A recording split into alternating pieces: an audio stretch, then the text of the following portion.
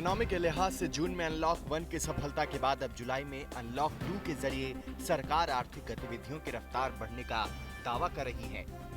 बीते हफ्ते RBI governor Shaktikanta Das ने भी इकोनॉमी के पटरी पर लौटने का इंतजार खत्म होने की बात कही थी।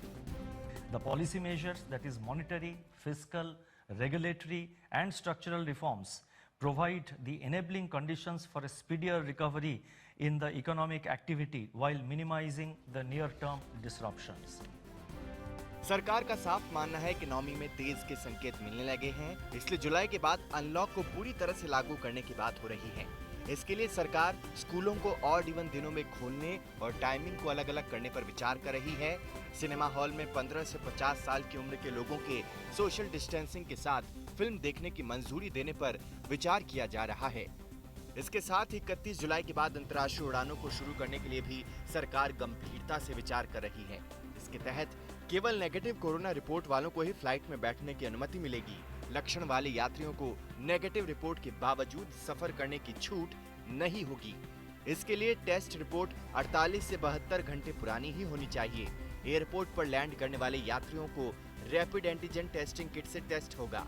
इसकी रिपोर्ट 35 से 40 मिनट में मिल जाएगी और ये महज 500 रुपए में हो जाएगा। टेस्टिंग की फीस यात्रियों से वसूली जाएगी। इस प्रक्रिया के चलते एयरपोर्ट पर यात्रियों को 1 से 2 घंटा अतिरिक्त लग सकता है। पॉजिटिव रिपोर्ट आने पर यात्रियों को खुद के खर्च पर 14 दिन का क्वारंटीन करना होगा और होम क्वारंटीन की इजाजत नहीं मिलेगी। यानी हवाई यात्रा पूरी तरह से कोरोना टेस्टिंग के भरोसे होगी। इसके लिए बाकायदा टेस्टिंग लैब और एक्सपर्ट्स को जांच की जिम्मेदारी दी जाएगी।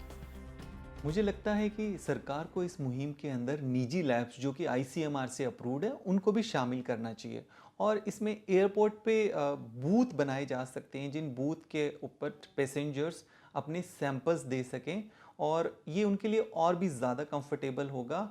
और जो एक हमारा इसके पीछे उद्देश्य है कि हम यात्रियों को ज़्यादा से ज़्यादा स्क्रीन कर सकें और उनके लिए स्क्रीनिंग प्रोसेस को सिंप्लीफाई कर सकें, तो उसमें ये जो उपाय है ये काफ़ी बेहतरीन साबित होगा। वैसे भी कोरोना को कंट्रोल करने के लिए टेस्टिंग ही अकेला हथियार है।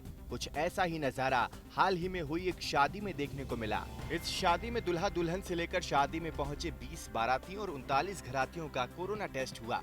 सभी की कोरोना रिपोर्ट नेगेटिव आने के बाद शादी समारोह का आयोजन किया गया।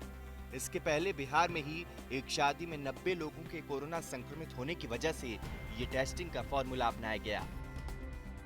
हमें ये पता था कि ये एक कोरोना फ्री शादी है, यहाँ सभी के टेस्ट हो रखे हैं, सभी सेफ हैं, तो फिर मन में कोई डर नहीं था, कोई दुविधा नहीं थी। हम सब ऐसे रहे खुलकर मस्ती में कि हमें बहुत अच्छा लगा, बहुत ही अच्छा लगा।